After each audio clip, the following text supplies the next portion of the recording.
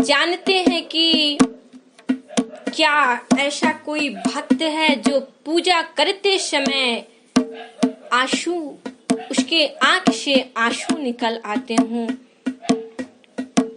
तो आइए इस भक्ति भाव पर थोड़ी कुछ चर्चाएं करते हैं।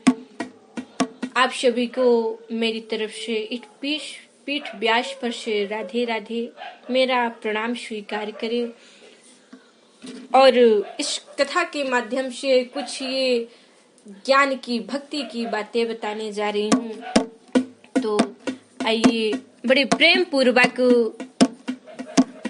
जिससे आपको पता होगा कि कौन सी देवी की शक्ति है जिनकी कृपा आप पर बनी है।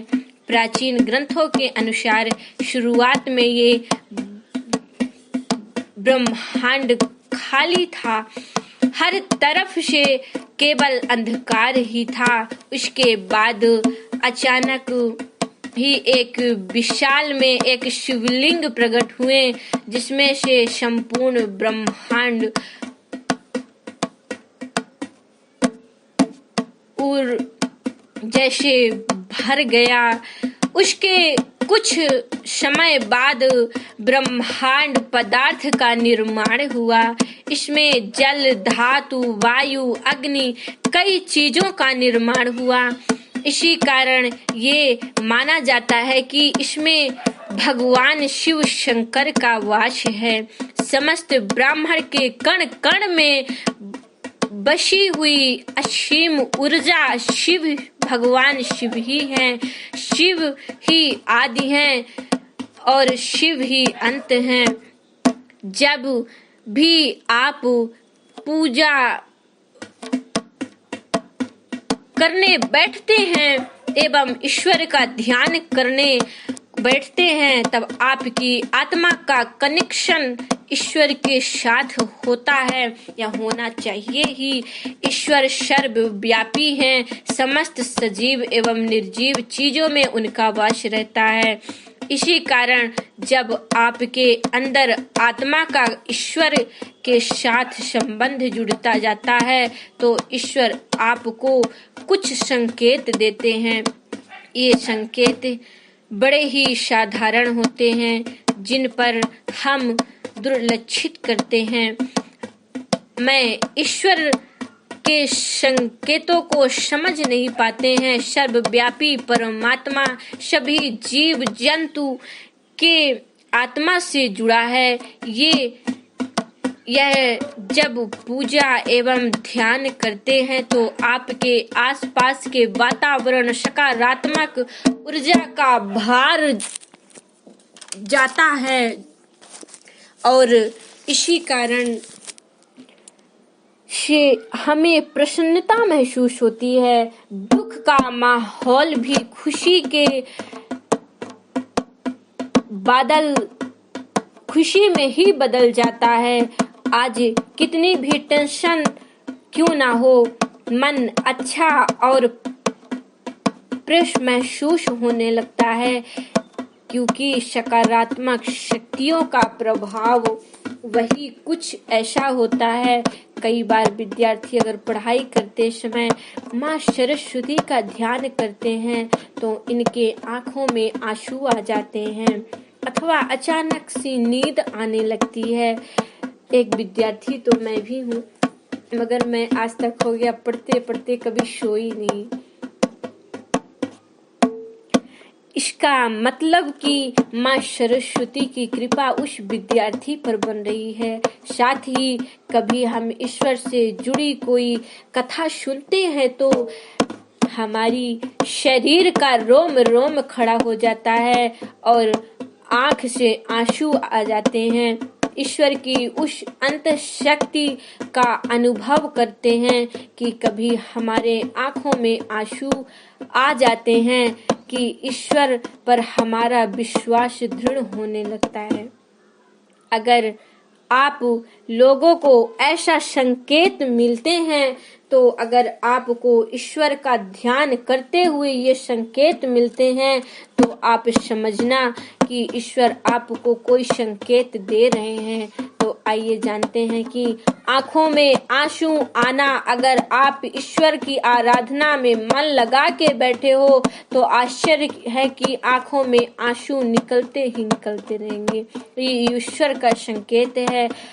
आपकी आत्मा का ईश्वर शक्ति से मिलन हो चुका है। ऐसा समय में ईश्वर को अपनी मनोकामना अवश्य बताएं और ऐसे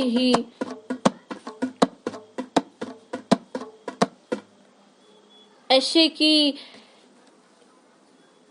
ईश्वर पर ही प्रार्थना का फल मिलता है।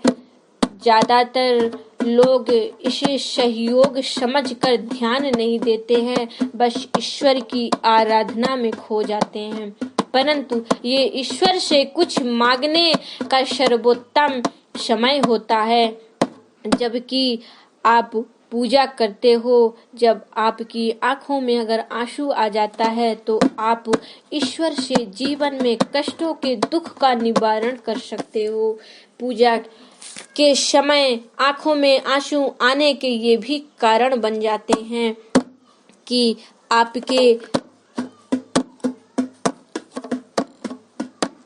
अंतर मन की बुराई को सफाई हो रही है, अंतर मन की बुराई की सफाई हो रही है और आपका अंतःकरण शुद्ध हो जाता है।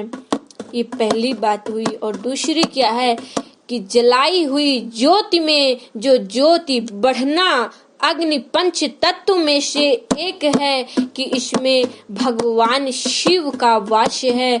अगर आप पूजा कर रहे हैं और आपके सामने रखी दीप की ज्योति बढ़ती जाए, अगर बढ़ रही है, तो ये ईश्वर का संकेत है कि वो आपकी पूजा से सच्ची भक्त से प्रसन्न है।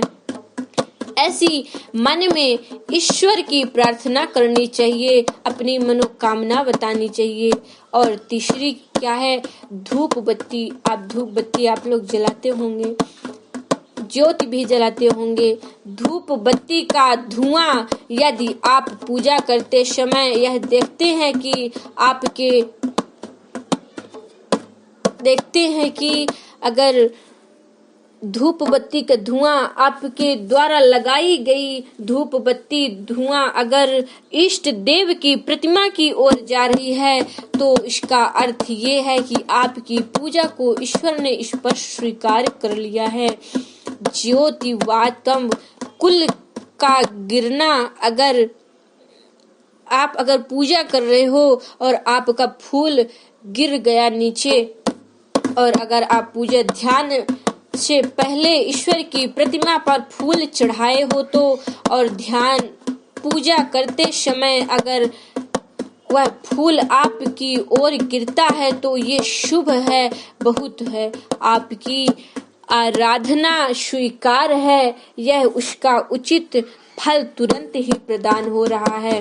और पांचवा क्या है, द्वार पर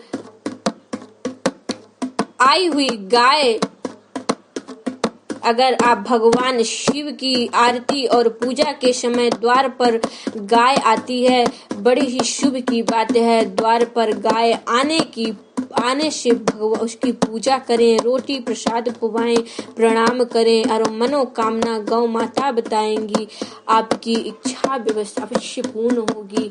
आप लोग गौ माता को मारते हो, जीवों में मैंने कहीं देखा है ऐसे कि गौ की हत्या करते हैं। आज गौ की कितनी लोग सेवा करते हैं। यहाँ लोग भक्त प्रांगण पर जो बैठे हैं, कौन कौन सेवा करता है गाय की?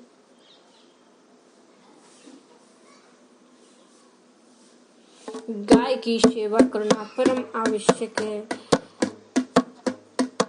तो ये अगर किसी व्यक्ति के पूजा करते समय अगर आंखों पर आंसू आ जाते हैं तो यही लक्षण है आपके पूजा करने से और भक्ति की। बोलिए कृष्ण कन्हैया लाल की जय। आइए जानते हैं कि क्या ऐसा कोई भक्त है जो पूजा करते समय आंसू, उसके आंख से आंसू निकल आते हों। तो आइए इस भक्ति भाव पर थोड़ी कुछ चर्चाएं करते हैं। आप सभी को मेरी तरफ से इस पीठ व्यास पर से राधे राधे, मेरा प्रणाम स्वीकार करें। और इस कथा के माध्यम से कुछ ये ज्ञान की, भक्ति की बातें बताने जा रही हूँ। तो आइए बड़े प्रेम पूर्वक,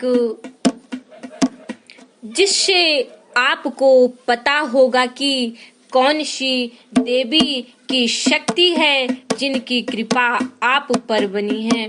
प्राचीन ग्रंथों के अनुसार शुरुआत में ये ब्रह्मांड खाली था, हर तरफ से